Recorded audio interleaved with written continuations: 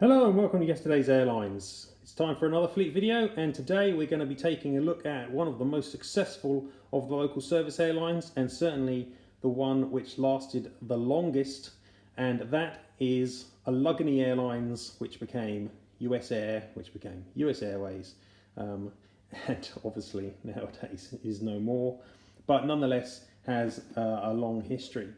And the local service airlines, as I've said before, are stored over here in the American portion of the fleet in the third smallest cabinet here, next to the trunk airliners. And you can see that Allegheny and USAir are occupying the top shelf here. So moving across, you can see we start, as always, with the eldest aircraft, the piston-engined Convair, and move across through the liveries of the airline, across the years, and ending up in the 1990s with some US Airways, A321s, 757s, etc.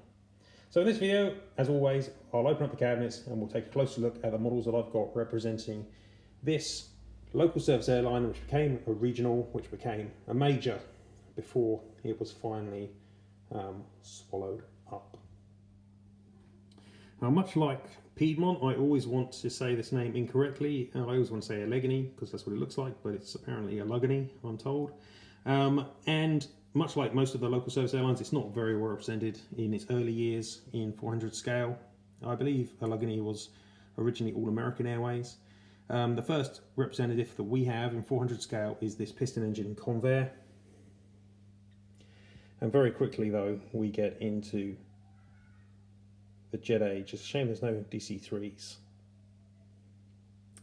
So moving straight into the jet age, or at least with a jet prop, Allegheny, like several of the local service airlines, re-engines its Convairs with turboprops to make Convair 580s, and this is a geminijets model. Really could do with some more Convair 580s in 400 scale. Allegheny was also keen on true jets and acquired BAC 111s, although it picked, I think, the majority of these up through its merger with Mohawk in the early 70s.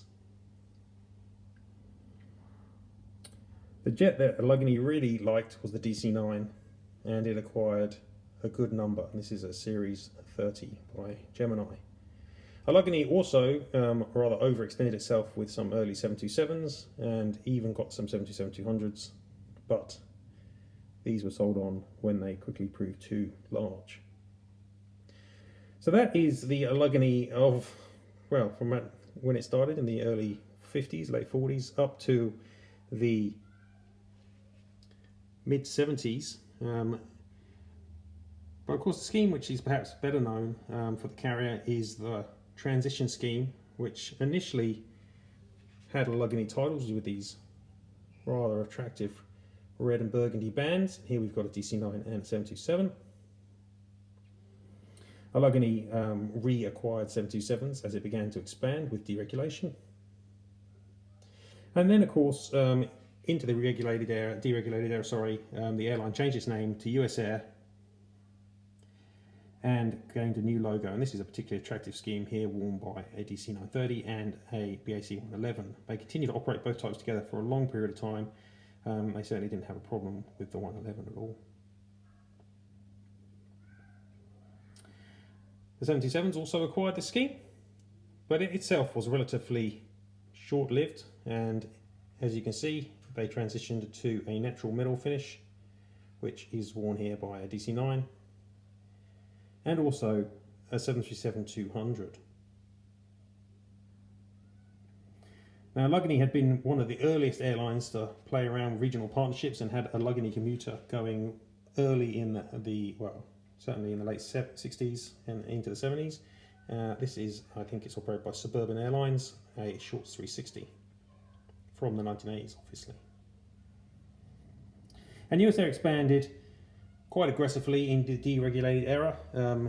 It acquired new aircraft like the 737-300, which it was a launch customer for. It acquired some 727-200s. And it acquired aircraft through mergers as it took over Pacific Southwest. It acquired MD-80s and BAE 146s. And that merger was a pretty much a disaster for everyone concerned, and the network did not last long on the west coast as USAir attempted to grow so large that no one would try and take it over. Okay, now is the first half of my Allegheny and USAir fleet, so we will now open up the other side of the cabinet and take a look over there.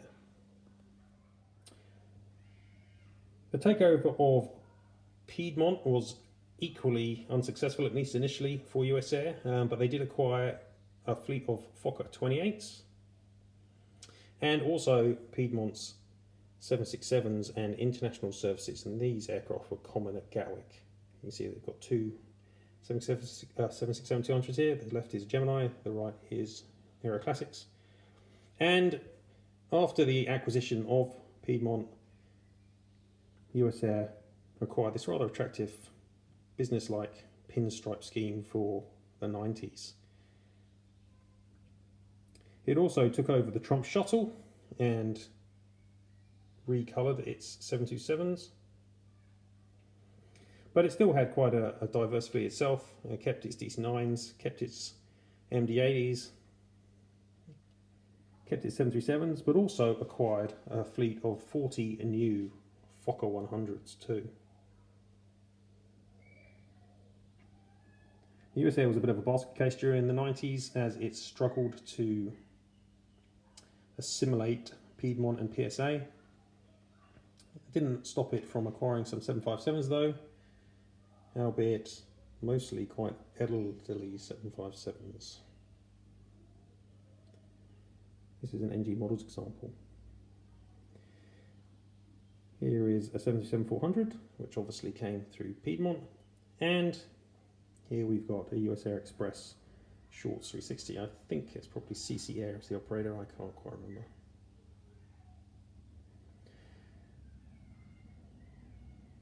USAir had quite a poor reputation by the middle of the 90s, and with new leadership it also gained a new name, and that was US Airways. And it gained this scheme which I never liked too much at the time, but it's kind of grown on me.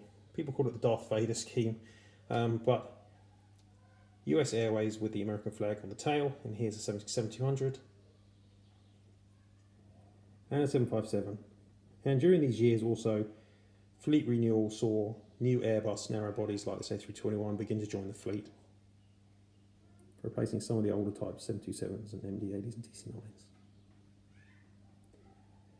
Moving to the front of the cabinet, in some of the last aircraft we've got a 737-300 and a rather nice little Saab. And the last aircraft in my US Airways fleet represents Metrojet, one of the many airline within an airline attempts by majors. In this case, I think it was to attempt to compete with Southwest Airlines at Baltimore, and it was a failure. But still, nice scheme and a usage for their remaining 200 fleet.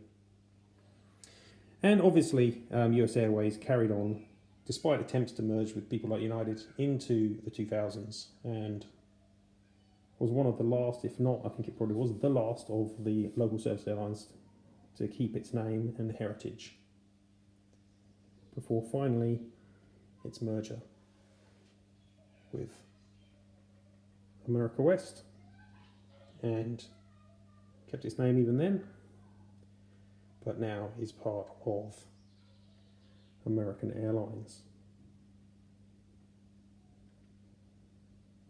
Okay, and that is my Allegheny and USAir and US Airways fleet. Hope you've enjoyed the video.